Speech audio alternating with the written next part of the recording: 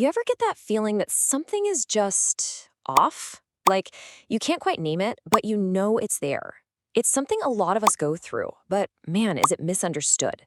So today, let's dive into this really mysterious world of what we call repressed emotions. You know what I'm talking about, right? It's that nagging knot in your shoulders that just will not go away, or that sudden wave of anxiety that seems to hit you from out of nowhere. Or maybe you just feel flat for no good reason. It's so confusing, it's almost like your own body is keeping secrets from you. Okay, so think of these signals as clues, like actual clues in a detective story. That constant muscle tension or suddenly feeling numb, that's not just random.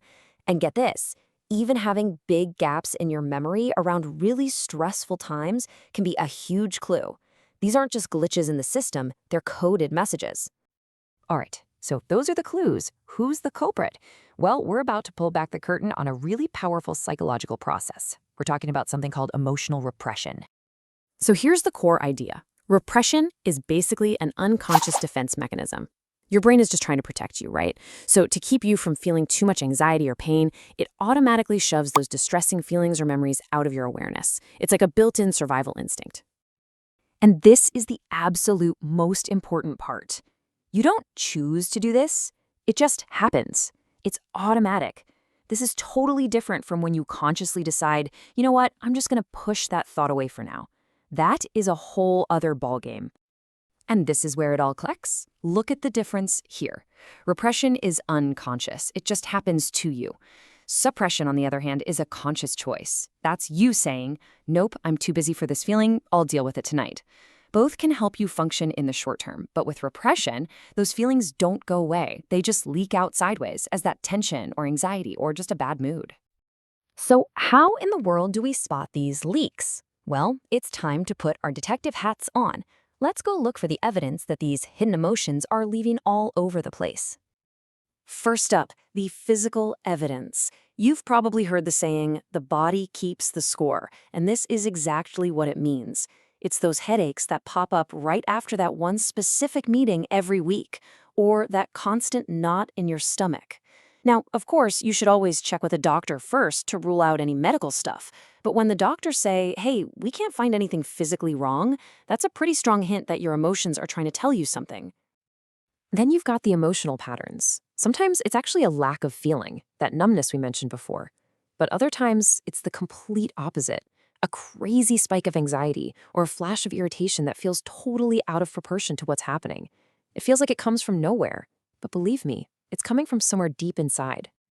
And the last clue is in your behavior. Ever noticed yourself quickly changing the subject when a certain topic comes up? Or do you ever realize there are entire chunks of your past that just feel blank?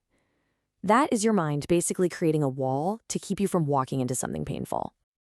Okay, so if any of this is starting to sound a little familiar, the big question is, what now? How do you even start to gently and safely unpack all of this? Let's talk about some first steps. And the key word here is absolutely gentle. This is not about forcing anything open.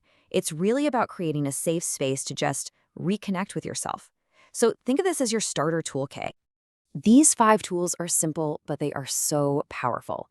Microjournaling for just 5 minutes a day, taking a few mindful breaths, using a creative outlet like drawing or doodling, even just gentle movement like going for a walk, and of course, connecting with someone you really trust.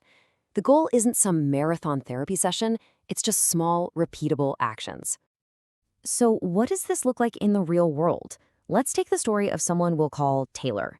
Taylor was getting these awful, pounding headaches after every single weekly work meeting. The physical clue was undeniable. By using that microjournaling trick, Taylor had this huge discovery. The headaches weren't caused by anger at all. They were caused by a deep-seated fear of being criticized. Just being able to name that feeling, fear, was the breakthrough. It completely shifted everything and gave Taylor a path to start working on the real issue. Now, these kinds of self-help tools are fantastic. They really are.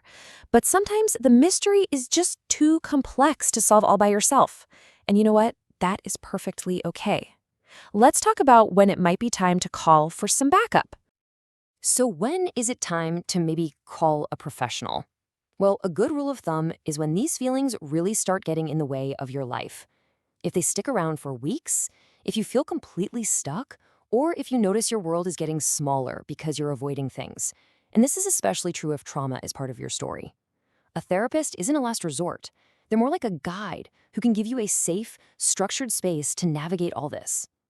And it is so crucial to say this. If you're ever thinking about harming yourself or feel like you can't stay safe, please seek help immediately. In the US, you can call or text 988 to connect with the Suicide and Crisis Lifeline. So let's put it all together. This isn't a one-and-done fix. It's a process, a journey. You start by just noticing and then naming a feeling. Then you can ground yourself with your breath, just calm your nervous system, find a small way to express it, get curious about its message, get support, and most importantly, you practice. These small steps, repeated over time, build incredible resilience. So I'll leave you with this one question to think about. You don't have to solve the whole mystery at once. Just start with one clue. What is one feeling, however small or faint it might be, that's asking for your gentle attention today?